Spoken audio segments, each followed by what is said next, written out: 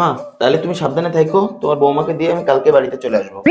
আচ্ছা ঠিক আছে, আজকে দিয়ে আসার চেষ্টা করিস, আমি তো বাড়িতে একা। আচ্ছা শোন, শ্বশুর বাড়ি গেলে তো কিছু নিয়ে যেতে হবে, ফ্রিজে কিছু মিষ্টি আছে ওইগুলো নিয়ে যা, তাহলে আর ভাগ খরচ করা লাগবে না। বাড়িতে যেটা আছে সেটা তোমরাই খাইও।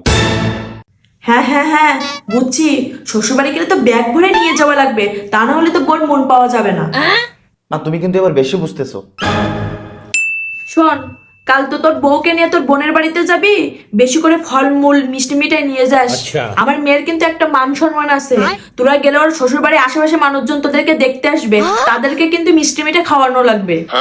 কেন মা, আজকে তোমার ফ্রিজে কোনো মিষ্টি নাই? তাহলে ওখান থেকে নিয়ে যেতাম, তাহলে খাওয়ার খরচা করা লাগতো না। ফ্রিজ থেকে মিষ্টি নিয়ে যাওয়া লাগবে কেন? তুই তো এখন আয় রোজগার করিস, 5-7 কেজি মিষ্টি নিয়ে গেলে আহামরি খরচ হবে না। আমার শ্বশুরবাড়িতে আমার কোনো সম্মান নেই, তাই না? এই জন্য তো সেদিন ফ্রিজের থেকে মিষ্টি নিয়ে যেতে বলছিলাম আমার শ্বশুরবাড়ি। আর আজকে যখন আমার বোনের বাড়িতে আমি যাচ্ছি, তখন তুমি বলতেছো বাজার থেকে 5-7 কেজি মিষ্টি নিয়ে যেন যায়। আমার শ্বশুরবাড়িতে যেখানে আমার কোনো সম্মান নাই, সেখানে আমার বোনের বাড়িতে আমার কিসের সম্মান? নিজের বেলায় তো খুব ভালো বোঝো তুমি।